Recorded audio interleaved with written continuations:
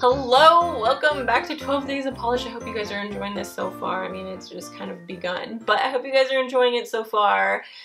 It's a lot of work on this end, but it's also a lot of fun at the same time. Today, we're going to talk about some old favorites. This is before YouTube. I was influenced a lot by Nailboard on Makeup Alley. I know a lot of you out there used to, or maybe still do, peruse the Nailboard on Makeup Alley, but I'm going to take it back a bit. Let's talk about some of my favorite things that I wore, like, upwards of 10 years ago. It's been a while. These are polishes that I haven't talked about either ever on my channel or rarely on my channel. So let's get started. I was all about China Glaze. China Glaze was hands down my favorite mainstream brand. I loved the colors they were coming out with. They weren't as expensive as OPI. I think OPI at the time was like $7.50. I remember when they went up to $8 and I was like, what? That's so expensive. And I think now they're like $10.50. That's a lot of money. But I was all about China Glaze. And I remember loving China Glaze's Innocence. I don't know if this is available anymore. If it is available, I don't know if it's the same color. This is just one of those really sheer, just kind of more sophisticated kind of colors, if you will. It's like you're not supposed to be wearing polish, but you want to look polished, if you will. This is that polish. I would do like 2 or 3 coats. I think I did 3 coats. You can get away with 2. I mean, it kind of depends on the look you're going for, right? But I remember wearing this all the time. I actually remember going to my psych class and this girl asked me if I was wearing gel polish.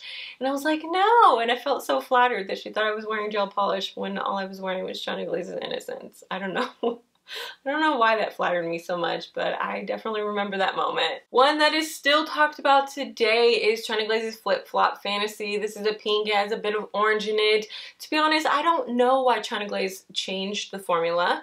I don't know why indie brands haven't tried to recreate this color, because actually when I was swatching this polish for this video, I was messing around with some other China Glazes in my collection, and I came up with some colors that were pretty darn similar. So if there's any indie brand polish owners, that was a mouthful, if there are any indie owners out there, please come out with a polish just like this. I mean, I think you can do it. The closest that I've come to, like pre-made, if you will, is Bundle Monster's Rave Babe. It's a stamping polish. It's close, okay? Just close. It's definitely not a dupe. I would never consider it a dupe. It's not as bright, and I feel like it's I don't know, a little bit more warm, if you will, but that is the closest that I've ever come to a dupe for the original Flip Flop Fantasy. The formula on this nowadays is kind of like thick and chalky, if you will, but really it's not that bad because I did 3 coats and I think it's fully opaque. I probably could have did 2. I actually had to add thinner to this, so I don't even know what the formula was originally like. Probably super thin and watery, because that's the way a lot of them were at that time. But I remember loving this, and this was really popular on YouTube. I remember this being really popular back then. One that I know I've talked to you guys before is China Glaze's Awakening. This is the polish that I wore when my husband asked me to marry him. So it does hold a special place in my heart. It has this warm pinky purple base with a strong gold shift to it. And I mean, that is really apparent on the nail. I don't hear anybody talk about this, but I loved this one. I actually discovered this by just walking into Sally's one day and seeing it on the rack. That's how I discovered it, but to this day I don't hear anybody talk about it. I think it's pretty, and I actually think it's kind of indie-like, and this I got in 2010, so I kind of feel like China Glaze was ahead of the game back then. My first OPI ever was Mediterranean Moonlight, and I remember wearing this all of the time. It's this kind of lighter terracotta orange, and it has like this really subtle kind of silvery almost shimmer in there. It's really not that apparent on the nail, but I think it kind of contributes to this kind of smooth formula. Opaque in 2 coats. It's not a color that I wear nowadays, but I gotta be honest, when I was doing swatching, I was like, wow, that actually looks kind of good. It's a color on your nails, right? So this subtle pop of color without being overwhelming. I think it's a good one. Do you guys remember when Revlon was duping Deborah Lipman left and right? I definitely never would have considered buying a Deborah Lipman polish, but I could definitely afford the Revlon polish. I don't know what Revlon's Popular was duping, or if it was duping any of those, but it was definitely during the time. This was released under a different name. I missed out on it because it was sold out. Then they re-released it under Popular. It's just a pale pink with these chunky silver hex glitters. There's also like micro hex glitters in there too. I gotta say, looking back, this has gotta be my first Crelly. This would have to be my first Crelly. And I was in love with this. I would layer this over and over and over again.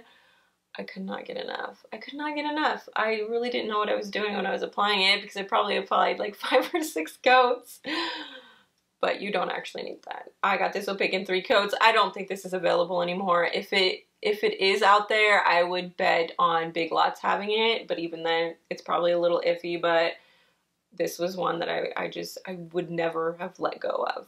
I would wear it all of the time. And the last one is from the Ulta house brand line. This is Encore Pink. I kid you not. I thought this said Encore Pink for the last 9 years until I was doing my swatches. Then I realized it's Encore Pink, not Encore Pink. But this is a very light, pale, cool tone pink. I loved wearing this type of pink on my toes. That was the only color that I would wear, and actually I think it's really pretty. I think it makes your feet look really clean and polished, like you just got a pedicure.